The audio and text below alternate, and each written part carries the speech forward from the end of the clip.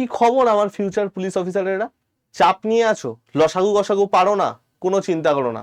Welcome to WBP KP PYQ solution series. দেখো, দুটো জিনিস সুন্দর করে শিখে নাও। যদি দুটো সংখ্যার অনুপাত a:b হয় এবং গসাগু যদি h হয়, সংখ্যা দুটি ডাইরেক্ট হয় AH এবং BH। মানে কি? মানে ধরো দুটো সংখ্যার অনুপাত তোমায় 2:3 দিয়ে দিয়েছে এবং গসাগু বলেছে 4, ডাইরেক্ট সংখ্যা দুটো লিখবে 2 × 4 8, 3 × 4 12। এবং যদি তাদের লসাগু জানতে চায় সেটা হয়ে যায় A × B × H, এটা হয়ে যায় তাদের লসাগু। তাহলে এবার দেখো অঙ্কটা কি বলেছে, দুটো সংখ্যার অনুপাত দিয়ে দিয়েছে, লসাগু দিয়ে দিয়েছে 315। গুণফল কত?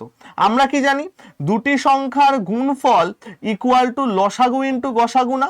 তোমরা বলবে হ্যাঁ স্যার এটা তো আমরা জানি। এবার ভাই আমাদের তো লসাগুর ভ্যালু দিয়ে দিয়েছে, তোমরা বলবে হ্যাঁ স্যার গসাগু আমায় বার করতে হবে। কি করে করব? দেখো a × b × h, h যদি আমার গসাগু হয় সেটা আমার লসাগুর সাথে সমান, অর্থাৎ গসাগু ইকুয়াল টু কত হচ্ছে? গসাগু ইকুয়াল টু হয়ে যাচ্ছে লসাগু ডিভাইডেড বাই যে দুটো সংখ্যা অনুপাত দেওয়া আছে সেটা। অর্থাৎ এখানে আমার উত্তর কত হবে? 315 ইন্টু লসাগুর জায়গায় 315 বসাও, লসাগুর জায়গায় 315 বসাও, ডিভাইডেড বাই 5 × 7 মানে কত চলে আসছে? 35।